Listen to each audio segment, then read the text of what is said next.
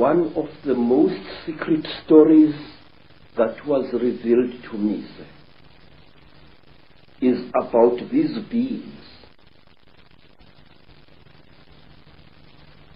This story was revealed to me first in Barotseland, then in the country today called Rwanda, once known as Rwanda Urundi.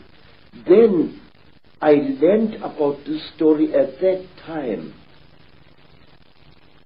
on the foothills of Mount Kilimanjaro.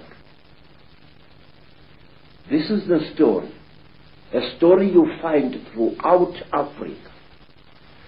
There was once a time when the blue sky was invisible, when the whole world was covered with mist, when you could not see the sun as it is now. You only saw it as a splash of white light moving slowly across the sky.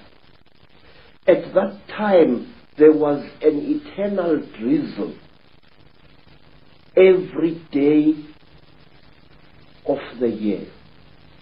At that time, people could not see the stars. People only saw the trees growing, trees which were very, very big. There was no desert at that time, only jungle everywhere where you went. At that time, sir, people were what we call in Zulu, ngubili. A human being was both male and female in one body. And out of the sky, one day, came terrible objects. They were like gigantic bows made of huge gleaming gold. They were shaped like bows without strings, and they were bigger than the biggest mountains. They came out of the sky bringing great noise, black smoke, and fire with them. And out of those huge objects came them. At that time, sir, human beings could not speak. We had no gift of language at that time. And people had, however, great mental power.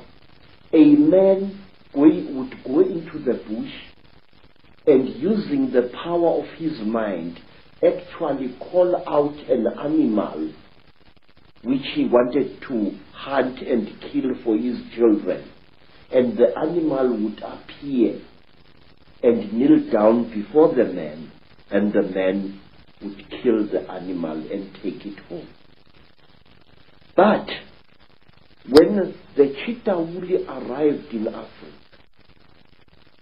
they told our people that they were gods, and that they were going to give us human beings great gifts on one condition: we had to worship them and accept them as our creators. Some told our people that they were our elder brothers and that this earth had produced them generations ago. And they said they had come back to the green womb of their mother, and that they were going to make us into gods. What they did, they created a very strange pair of caves in the land. They dug 2 caves. In one cave was a green light, in another cave was a red light. And they drove human beings into these caves. And each human being had to choose which cave the human being wanted to go into.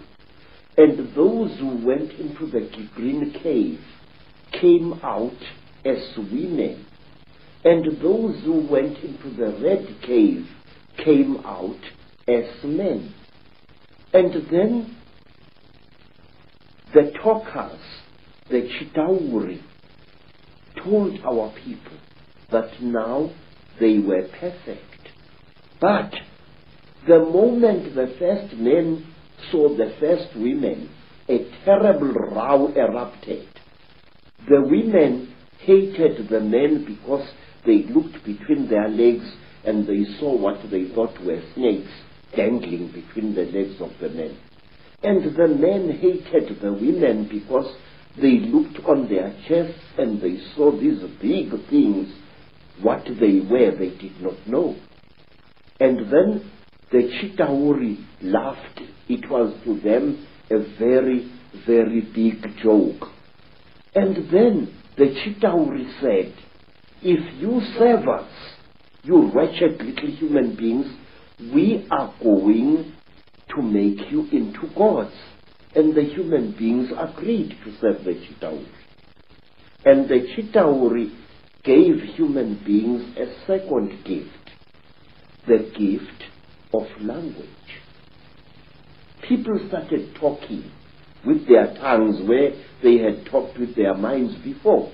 And there was a big rubbish starting again, because this man did not know the language of that man.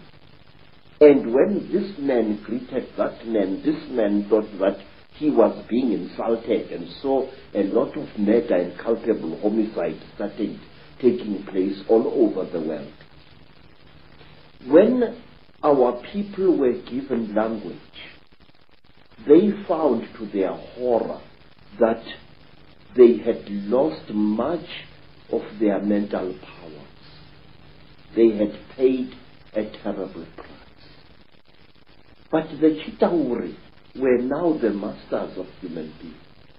They made them, the human beings, to go into holes in the ground and to mine metal, gold, copper, tin, all kinds of metal. The Chitauri forced our people to mine.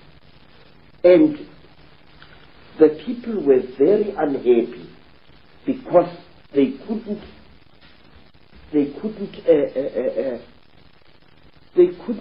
cope with the new sexual differences which were there now between men and women.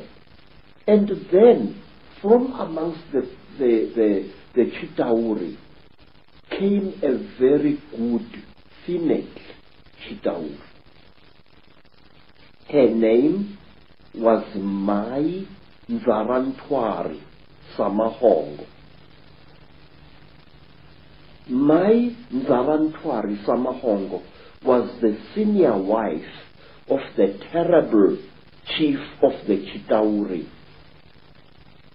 Umbaba Gorontwari Samahongo. She was sorry for human beings, this great reptile lady. She said to the poor people, "Ow, you are unhappy." And the people said, "Yes, great one.